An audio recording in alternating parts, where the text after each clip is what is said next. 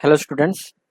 आज हम एमपीएससी 003 पश्चिमी राजनीति चिंतन का चैप्टर 4 करेंगे। इसका नाम है सेंट ऑगस्टिन और सेंट थॉमस एक्विनास। ये दोनों ही हमारे धार्मिक राजनीतिक चिंतन हैं जो ईश्वर की उपस्थिति को मानते थे और ईश्वर के नियम कानूनों को राज्य में लागू करना चाहते थे। इन दोनों को में सिमिलरिटी सेम सी रहती है सेंट ऑगस्टिन और सेंट थॉमस एक्विनास में। इस चैप्टर में ये पढ़ेंगे। इसमें दो हमारे ये कवर हो जाएंगे तकरीबन इसी चैप्टर में। इस चैप्टर का नाम ही दोनों थिंकरों के साथ है क्योंकि ये दोनों सिमिलरिटी रखते हैं। कल मैंने एक रिक्वेस्ट डाली थी आपके लिए कि आप अगर किसी तरीके से मेरे जो एफर्ट्स हैं उनके लिए हेल्प करना चाहें तो आप हेल्प कर सकते हैं। आप जो उसमें मैंने आप एक यूपीआई आईडी भी शेयर की थी आपको। नहीं तो फिर मुझे आगे जाके आपने जो ये नोट्स हैं ये इनको बेचना पड़ेगा, इन पे कुछ दाम लगाना पड़ेगा इसी से, क्योंकि वैसे कोई मेरे पैसा कमाने का कोई सोर्स नहीं है अभी तक। कि चैनल चल नहीं पा रहा है ये अभी तक इतना। तो आप या तो अपने आप से थोड़ा मोटा हेल्प कर सकते हैं, नहीं तो फिर बाद में जो असाइनमेंट्स हैं और जो मैं आपको फ्री में अभी प्रोवाइड करवा रहा हूँ उनको उन पे प्राइज लगाना पड़ेगा। फिर अगर आप ऐसे ही हेल्प कर दोगे तो मैं इनको ऐसे ही शेयर करता रहूँगा फ्री में आपके एग्ज़ाम के टाइम पे। चलो इस चैप्टर को शुरू करते हैं, ज़्यादा टाइम वेस्ट नहीं करते आपको इन बातों से। तो इस पार्ट में हम सेंट ऑगस्टिन और सेंट थॉमस एक निवास के जीवन के और उनके कार्यों और उनके प्रमुख राजनीतिक विचारों का संक्षिप्त परिचय देते हैं।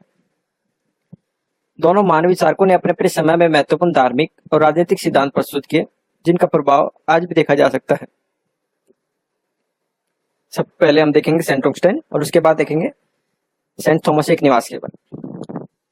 सेंट ऑगस्टिन का जीवन 354 से 430 ईस्वी तक चला। 354 में इनका जन्म हुआ, 430 ईस्वी में इनकी मृत्यु हुई। तो इस कार्यकाल में उन्होंने क्या क्या कार्य किए। अब जो बिफोर क्राइस्ट पहले बिफोर क्राइस्ट के चल रहे थे जो प्लेटो थे, अरस्तु थे, सुकरात थे। अब आफ्टर क्राइस्ट के जो ईस्वी चलेंगी, अब बढ़ता जाएगा इसमें। पहले घटता आया था फिर अब बढ़ता जाएगा। तो उनका जन्म रोमन अफ्रीका के थागास्ते, वर्तमान में अल्जीरिया में हुआ था। जो थागास्ते नाम के राज्य था जो वर्तमान में उसका नाम अल्जीरिया है, वहां पे हुआ था। उन्होंने अपने जीवन के प्रारंभिक वर्षों में कई तरह के पाप और भौतिक सुखों में लिप्त रहने के बाद ईसाई धर्म को अपनाया। पहले वे ईसाई धर्म को बिल्कुल भी मानते नहीं थे। उनकी मदर थी जो इस ईसाई धर्म को मानती थी बहुत ज्यादा, और वे ईसाई थे, और उनके फादर भी ईसाई धर्म को मानते थे। पर इनका इतनी दिलचस्पी नहीं थी उस चीज में। ये ऐसे भोग विलास में रहते थे और ऐसे लफंगों की तरह घूमते रहते थे।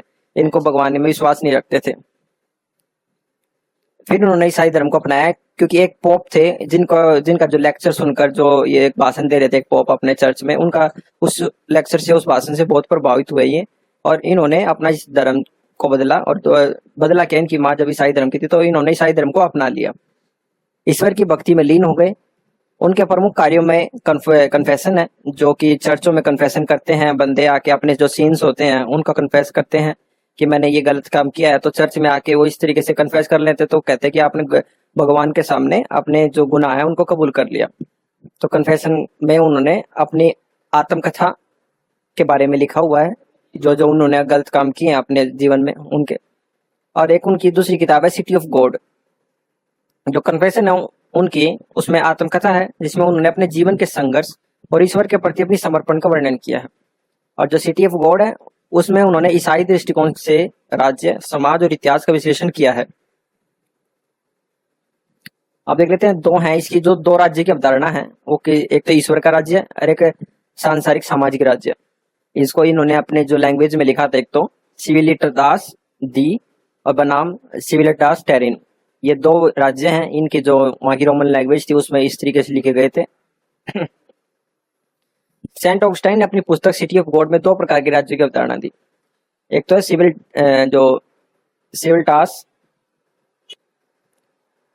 सिविलिटास दी में ईश्वर का राज्य और सिविलिटास टेरिन पृथ्वी का राज्य। इन दोनों अवधारणाओं के माध्यम से उन्होंने ईसाई धर्म के नैतिक और धार्मिक सिद्धांतों को राजनीतिक संदर्भ में प्रस्तुत करने की कोशिश की है। जो सिविलिटास डी है, जो ईश्वर का राज्य उन्होंने उसमें वर्णन किया है, वह ईश्वर के प्रेम और भक्ति पर आधारित राज्य है, जहाँ सभी लोग ईश्वर के कानूनों को पालन करते हैं, ईश्वर को मानते हैं और ईश्वर की पूजा करते हैं। इस राज्य में रहने वाले लोग ईश्वर के प्रति समर्पित होते हैं और उनके नैतिक और धार्मिक सिद्धांतों का पालन करते हैं। यह राज्य अनंत और आत्मिक शांति का प्रतीक है। इसमें रहने वाले लोग ईश्वर की इच्छा के अनुसार जीवन जीते हैं और उनका मुख्य उद्देश्य ईश्वर की महिमा और सेवा करना होता है। इसका मानना है कि इसका प्रमुख भी ये ईश्वर के राज्य को ही मानता है, क्योंकि इसमें कहता है कि इस राज्य में रहने वाले लोगों को जो मठ होते हैं वे एक किस्म के राज्य माने जाते हैं। इसके द्वारा जो मठ होते हैं इसमें जो अनुयायी रहते हैं, बहुत सारे अनुयायी रहते हैं, तो सेवा पानी करते हैं और अपना जो सारा कमाते खाते हैं वो भीख मांग के यानी इकट्ठा करते हैं। तो उस तरीके के जीवन को ये ईश्वर का राज्य मानते हैं, क्योंकि इस तरीके के जीवन से ही हमें मोक्ष भी प्राप्ति हो सकती है। उदाहरण के लिए मध्य युगीन यूरोप का चर्च। मध्य युगीन यूरोप में चर्च ने सिविलिटास डी के रूप में काम किया। चर्च ने समाज में नैतिकता, न्याय और शांति को बनाए रखने का प्रयास किया। चर्च के अनुयायी ईश्वर के प्रेम और भक्ति के मार्ग पर चलते थे। जो चर्च था इनका, जो चर्च के जितने भी चर्च में आके बंदे जुड़ते थे वो ईश्वर के राज्य के अंदर आ जाते थे, और जो चर्च के जो कानून नियमों का पालन करते थे वो मोक्ष प्राप्त कर सकते थे और एक ईश्वरीय राज्य का भाग भी बन सकते थे। आध्यात्मिक समुदाय। आधुनिक समय में कुछ आध्यात्मिक समुदाय जैसे मठ और आश्रम सिविलिटास डी के उदाहरण हैं। इन समुदायों में लोग ईश्वर की भक्ति और सेवा के लिए समर्पित रहते हैं और सांसारिक इच्छाओं से दूर रहते हैं, जो मैंने अभी आपको बताया था। फिर आता है जो पृथ्वी का राज्य, जो सिविलिटास टेरेन है। इसमें सांसारिक इच्छाओं और स्वार्थ पर आधारित राज्य है। इस राज्य में रहने वाले लोग भौतिक सुख, शक्ति और धन के पीछे भागते हैं। यह राज्य अस्थायी और अक्सर न्याय और अशांति का कारण बनता है। इसमें रहने वाले लोग अपने स्वार्थ और इच्छाओं को पूरा करने के लिए संघर्ष करते रहते हैं। ये इनका मानना था, जो कुछ हद तक सही भी है। उदाहरण के लिए प्राचीन रोम। प्राचीन रोम सिविलिटास टेरेन का एक प्रमुख उदाहरण है। रोम का साम्राज्य भौतिक विस्तार, सैन्य शक्ति और धन के लिए प्रसिद्ध था। रोम के लोग सांसारिक सुखों और शक्ति की प्राप्ति के लिए संघर्ष करते रहते थे, जो अक्सर युद्ध और अशांति का कारण बनते थे। आधुनिक उपभोक्तावादी समाज। आज का उपभोक्तावादी समाज भी सिविलिटास टेरेन का उदाहरण है। लोग भौतिक सुख, धन और प्रतिष्ठा के पीछे भागते हैं। इस प्रकार के समाज में नैतिक और आध्यात्मिक मूल्यों की तुलना में भौतिक वस्तुओं और सुखों को अधिक महत्व दिया जाता है। ये इसके उदाहरण हो गए। फिर देख लेते हैं इसका महत्व क्या है इन अवधारणाओं का। सेंट ऑगस्टीन और सिविलिटास डी और सिविलिटास टेरेन की अवधारणाएं हमें यह समझने में मदद करती है कि ईसाई धर्म के नैतिक और धार्मिक सिद्धांत किस प्रकार राजनीतिक और सामाजिक जीवन में लागू किए जा सकते हैं। ये अवधारणाएं यह भी बताती हैं कि ईश्वर के प्रति समर्पण और भक्ति कैसे समाज में शांति, न्याय और नैतिकता को बढ़ावा दे सकती हैं, जबकि स्वार्थ और भौतिक इच्छाएं समाज में अशांति और अन्याय का कारण भी बन सकती है। अब देख लेते हैं न्याय और राज्य पर ऑगस्टीन की अवधारणा। उसमें दो राज्य की हो गई, अब न्याय और राज्य पर किस तरीके से एक राज्य में न्याय बन सकता है, उसके बारे में उनकी अवधारणा क्या थी। सेंट ऑगस्टीन के अनुसार एक न्यायपूर्ण राज्य वही होता है जो ईश्वर की इच्छा और नैतिकता का पालन करता है। उनका मानना था कि राज्य का मुख्य उद्देश्य समाज में न्याय और शांति स्थापित करना है। ऑगस्टीन ने ये विचार थे उसकी अपनी पुस्तक सिटी ऑफ गॉड में विस्तार से समझाया है। उनके अनुसार ईश्वर की इच्छा और नैतिकता पर आधारित न्यायपूर्ण राज्य ही समाज में स्थायी शांति और समृद्धि ला सकता है। तो ये इसकी न्याय की अवधारणा। अगर ईश्वर के नियम कानूनों को पालन करेंगे, उनकी इच्छा का पालन करेंगे, तो एक राज्य में न्याय बना रह सकता है और राज्य में शांति बनी रहेगी और समृद्धि भी पनपेगी। उदाहरण के लिए ऐतिहासिक उदाहरण जैसे मध्ययुगीन यूरोप में चर्च का शासन। मध्ययुगीन यूरोप में चर्च ने समाज में नैतिकता और न्याय को बनाए रखने में महत्वपूर्ण भूमिका निभाई। चर्च ने अपने अनुयायियों को ईश्वर की इच्छा और नैतिकता का पालन करने के लिए प्रेरित किया। चर्च ने शिक्षा, चिकित्सा और समाज सेवा के माध्यम से समाज में न्याय और शांति स्थापित करने का प्रयास किया। जबकि मध्ययुगीन में जितने भी है ज्यादातर प्रभाव हमारे धर्म का था। धर्म के हिसाब से ईश्वर की सेवा करते थे और ईश्वर को ही सर्वोच्च मानते थे। जो राजा होता था, राजा को भी चर्च के अंडर ही काम करना पड़ता था, तो चर्च के पास बहुत ज्यादा पावर होती थी मध्ययुगीन यूरोप में, रोम में, वेटिकन सिटी में। तो यहाँ पर जहाँ तक चर्च का वर्चस्व था, राजा को या प्रधानमंत्री को वहां के तो चर्च के अंडर ही रहकर काम करना पड़ता था। चर्च सर्वोपरि था, यानी क्योंकि वो ईश्वर का राज्य माना जाता था, यानी ईश्वर के जो नियम कानून है वो चर्च के द्वारा दिए जाते थे। चर्च राजा को देता था वे नियम कानून की, तुम्हें इस तरीके से ये राज्य में लागू करने हैं। समाज में न्याय और शांति स्थापित करने के ऑगस्टीन की अवधारणा। यह उदाहरण ऑगस्टीन ने न्यायपूर्ण राज्य की अवधारणा में से मेल खाता है, क्योंकि चर्च ने समाज में ईश्वर की नैतिकता और न्याय को बनाए रखने का प्रयास किया। अब एक बाइजेंटाइन साम्राज्य था एक, उस साम्राज्य में ईसाई धर्म को अपने शासन का आधार बनाया। साम्राज्य के कानून और शासन प्रणाली ईसाई नैतिकता और सिद्धांतों पर आधारित थे। बाइजेंटाइन साम्राज्य के सम्राटों ने अपने शासन को ईश्वर की इच्छा के अनुरूप बनाने का प्रयास किया। इसलिए ऑगस्टाइन के हिसाब से, जैसे जब बाइजेंटाइन साम्राज्य था ने ईश्वर की इच्छा और नैतिकता का पालन करके अपने राज्य को न्यायपूर्ण बनाने का प्रयास किया, जो ऑगस्टाइन की अवधारणा के बिल्कुल सम्मिलित है, सेम है। अब कुछ आधुनिक उदाहरण देख लेते हैं। वेटिकन सिटी एक बहुत ही बड़ा है, जहाँ पर एक पोप का साम्राज्य है, पोप ही राजा है। वेटिकन सिटी एक स्वतंत्र राज्य है जहाँ पोप का शासन है। पोप यानी जो चर्च में सबसे बड़ी उपाधि वाला एक वो होता है ना, क्या कहते हैं, गुरु होता है या शिक्षक होता है पढ़ाने वाला, तो उसको पोप कहते हैं। उसको सबसे बड़ी उपाधि पोप की होती है वहां पर। यह राज्य पूरी तरह से कैथोलिक चर्च के धार्मिक और नैतिक सिद्धांतों पर आधारित है। वेटिकन सिटी का प्रशासन और कानून ईसाई नैतिकता और ईश्वर की इच्छा के अनुसार चलाया जाता है।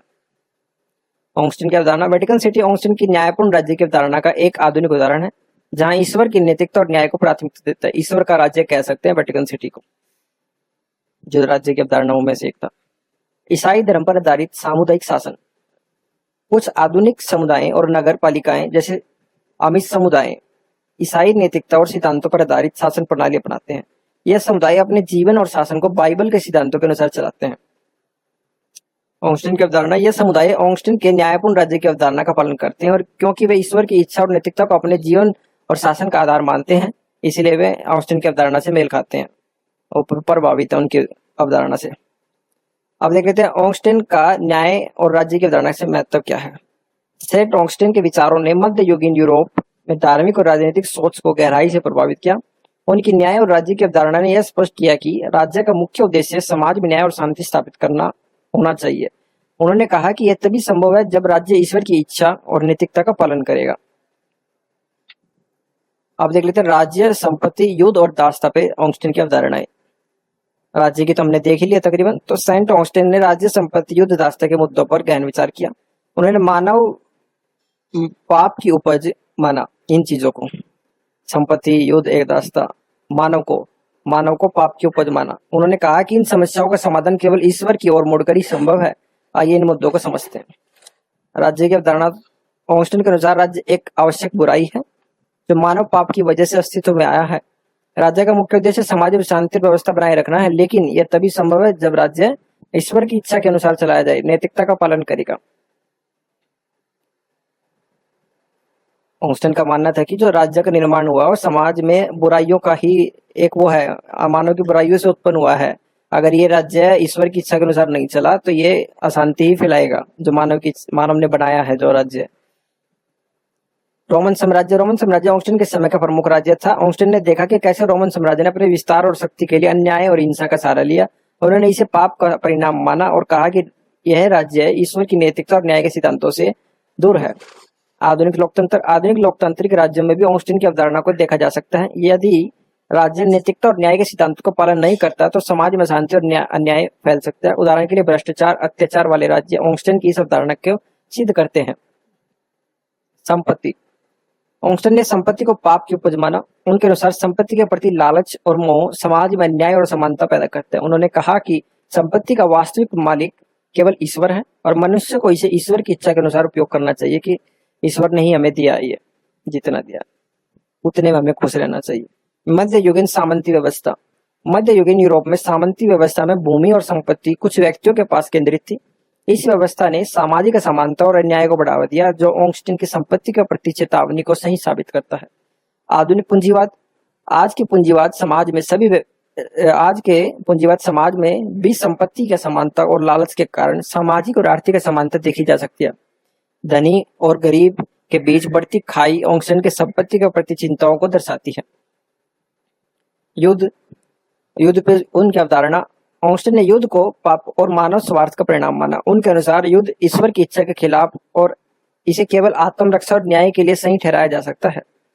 क्रूसेडर्स एक प्रकार का युद्ध हुआ करता था, धार्मिक युद्ध। मध्यकाल में क्रूसेडर्स धार्मिक युद्ध ने ऑगस्टीन के विचारों को चुनौती दी। ईसाइयों ने अपनी धार्मिक भूमि को पुनः प्राप्त करने के लिए युद्ध किया, जो ऑगस्टीन की जस्ट वार न्याय संगत युद्ध की अवधारणा के तहत बहस का विषय बन गया।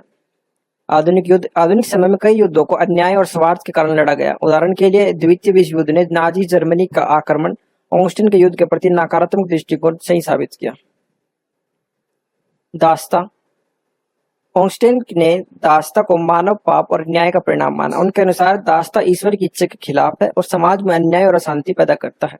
प्राचीन रोमन साम्राज्य में दास्ता का प्रचलन था। दासों के साथ अन्याय और अमानवीय व्यवहार ऑगस्टिन की दास्ता के प्रति नकारात्मक दृष्टि को सही ठहराता है। अमेरिकी दास्ता, आधुनिक समय में अमेरिकी दास्ता का इतिहास भी ऑगस्टिन की दास्ता के प्रति अवधारणा को सही ठहराता है।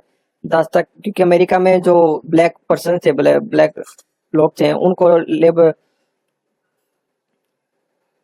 उनको सेवक की तरह बिल्कुल बंदी बना के रखा जाता था, बिल्कुल दास बना के रखा जाता था। पहले दासों की तरह ही खरीद के लाए थे अमेरिका में, तो उनके साथ बहुत ही बुरा व्यवहार किया जाता था। सेंट ऑगस्टिन की राज्य संपत्ति, युद्ध और दास्ता की अवधारणा उनके धार्मिक और नैतिक सिद्धांतों पर आधारित है। उन्होंने इन सभी चीजों को मानव पाप और स्वार्थ का परिणाम माना और कहा कि इन समस्याओं का समाधान केवल ईश्वर की ओर मुड़कर उनकी नैतिकता और न्याय के सिद्धांतों का पालन करके ही संभव है। उनके विचार आज भी प्रासंगिक है और समाज में नैतिकता और न्याय के महत्व को रेखांकित करते हैं। ये तो आपको हो गया। फिर उसके प्रभाव देख लेते हैं, ऑगस्टिन का क्या प्रभाव रहा। तो सेंट ऑगस्टिन के विचारों का प्रभाव मध्ययुगीन यूरोप को राजनीति, धर्म और समाज पर गहरा और स्थायी रहा।